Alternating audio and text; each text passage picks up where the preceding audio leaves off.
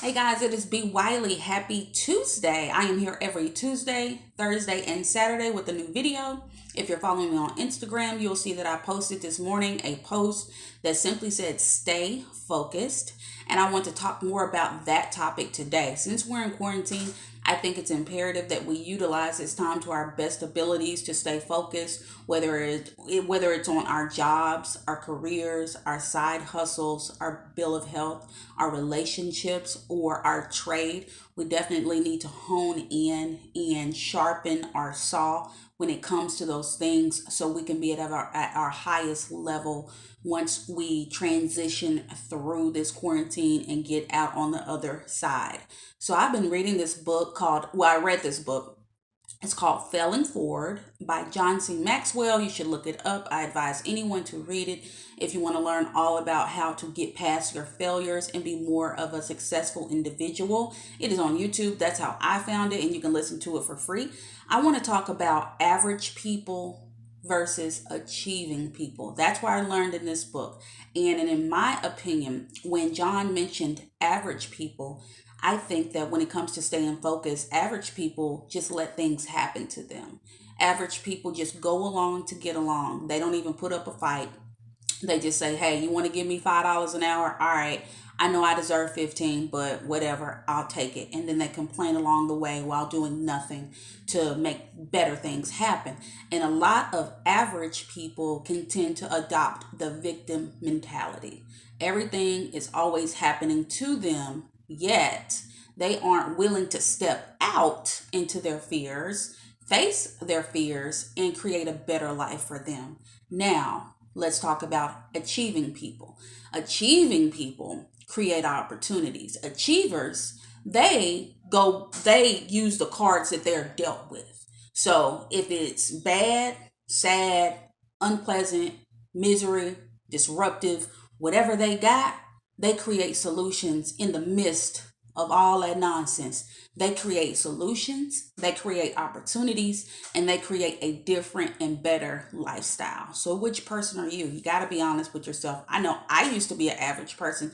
When I first moved here to St. Louis, almost 10 years ago, I was definitely an average person. I would just take whatever was dished out in every area of my life. But once I got sick and tired of it, I was literally exhausted. It's exhausting to be an average person because you just take it and you take it and you take it, and then once you push back, then that's when you start seeing results. So I advise everyone to start becoming an achieving individual, and it won't happen overnight. All right, another thing, when I was reading his book, it triggered something in me, and it made me think of the person that's easily distracted when we're talking about staying focused. Because if you want to stay focused but you easily distracted, that can be a problem and a challenge. So when you feel like you're in the midst of being distracted, you're in a distraction, whether that is in a relationship or on your job, what you need to do is you need to confront it or address it, and then you need to divert away from that distraction. Then I need for you to regroup and then immediately take action and get back into what you're supposed to be doing. What I read in his book is, if you're going through something like this, which that's my scenario that I created for the easily distracted, but what made me think of it is his whole 3 G's. You're get up, get over it, get going. So when you're trying to stay focused, you get up. When you're in the moment of distraction, you get over it. And then when you divert from that distraction, you get going. So I really like that. So you want to regroup, take action, and don't stay in that distraction and keep going along in it. No, you get away from it so you can get on to something that is more beneficial to you. And lastly, when we're talking about staying focused, I learned this from the book. You need to work on what weakens you. Now, a lot of us don't want to work on what weakens us because we can be embarrassed. We don't want to talk about that. That's not anything we want to talk about. We want to talk about strength. So if it weakens us, it's something that's hindering us, something that's keeping us stuck, something that has us going around the wheel. So in order to get past it and master it, we must do and work on what weakens us. Could it be right now, especially in quarantine? What's weakening you? Is it food? Is it alcohol? Is it reality TV? Is it procrastination? Is it bad time management? Is it disorganization? Is it lack of structure? Could it be inconsistency? or lack of discipline. What is it?